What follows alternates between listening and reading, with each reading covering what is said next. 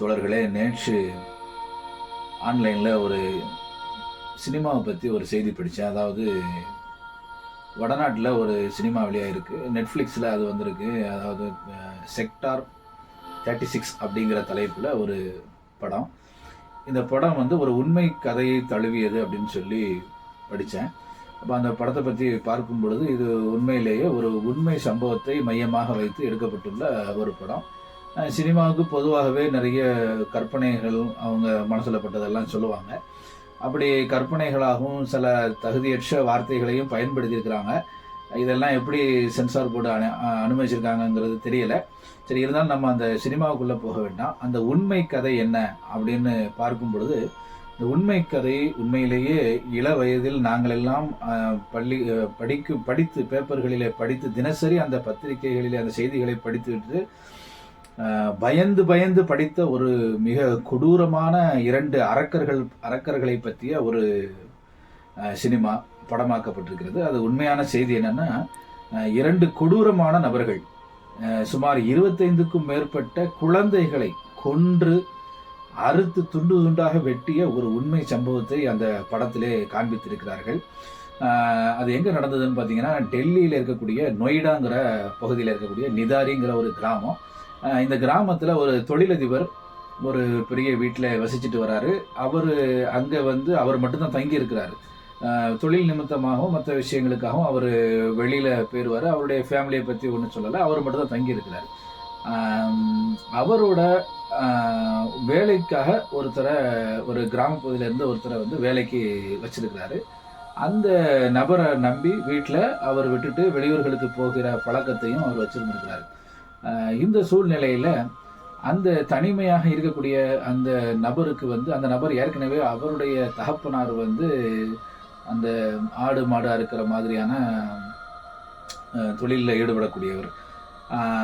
அந்த தொழிலில் அவர் ஏற்கனவே சிறு வயதில் பார்த்து அந்த இறைச்சிகளை எல்லாம் வெட்டி பழக்கப்பட்ட ஒரு நபர், சுரேந்தர் சிங் அவர் பேர்.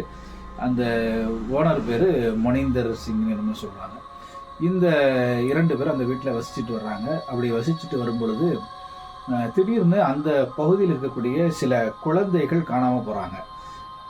இது 2004 2005 வாக்கில் இந்த சம்பவங்கள் நடக்கு.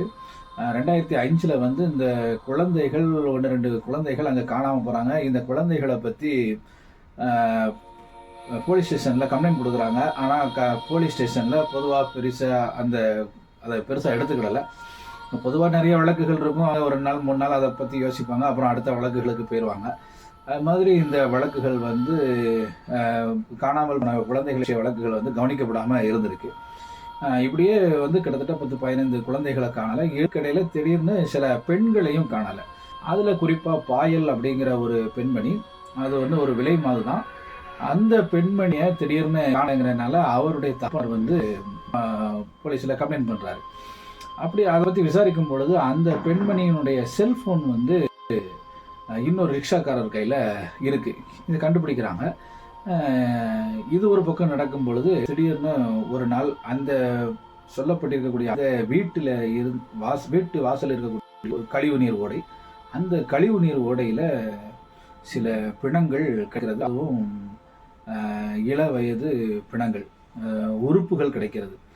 இதை பார்த்த உடனே காவல்துறைக்கு தகவல் கொடுக்குறாங்க. அப்புறம் காவல்துறை வர்றதுக்கு முன்னாடியே மக்கள் எல்லாம் அந்த ஓடையில் சாக்கடையில் இறங்கி தேட ஆரம்பிக்கிறாங்க. என்ன உறுப்புன்னு தேட கிட்டத்தட்ட 19 கொலைகள்னு சொல்கிறாங்க. ஆனால் காணாமல் போனவர்கள் 25 பேர்கிட்ட சொல்கிறாங்க.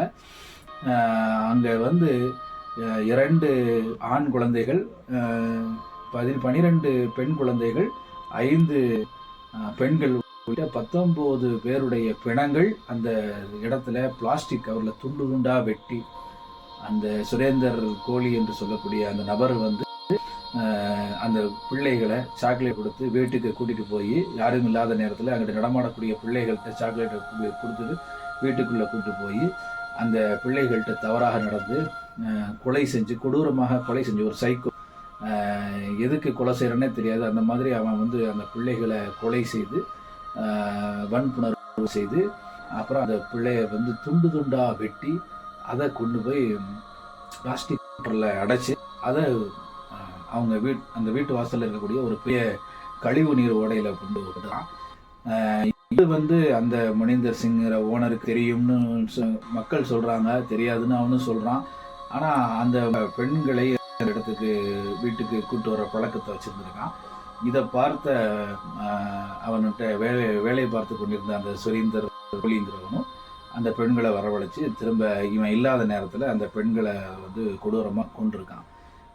இதை எல்லாமே அவனே வாக்குமூலமாக கொடுத்துட்டான்.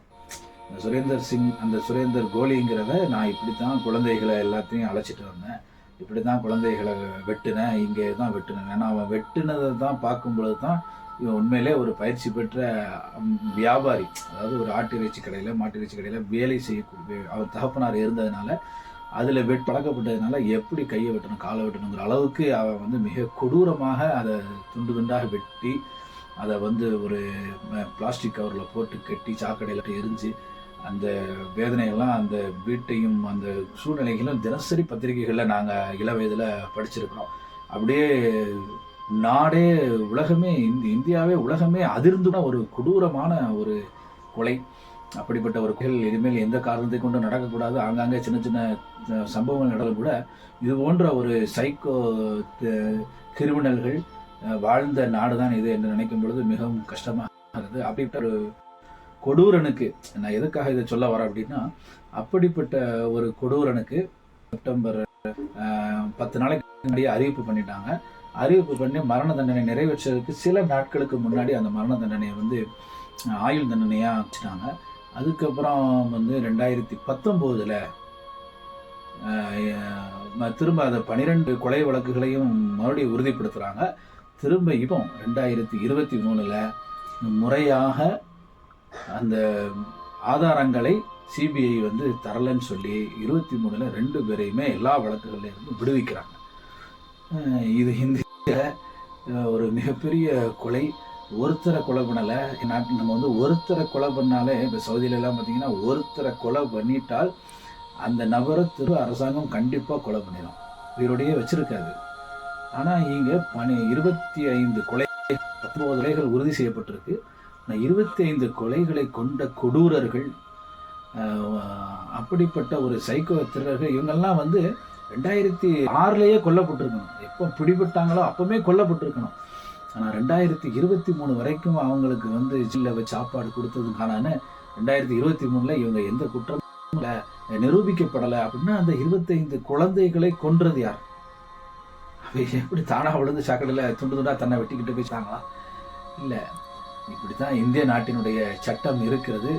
இதுவே இப்போ இவ்வளவு சினிமா கதை பேசக்கூடிய நபர் கிடையாது.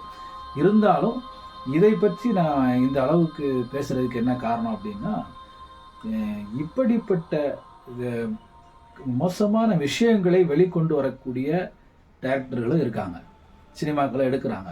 அது சரியா தவறாக ரெண்டா விஷயம். ஆனால் பொழுதுபோக்குக்காக படம் எடுக்கிறவங்க கூட உண்மை சம்பவங்களை மக்களுக்கு, இப்போ 2024 இந்த சம்பவம் 2006 நடந்த இளைஞர்களுக்கு தெரியாது.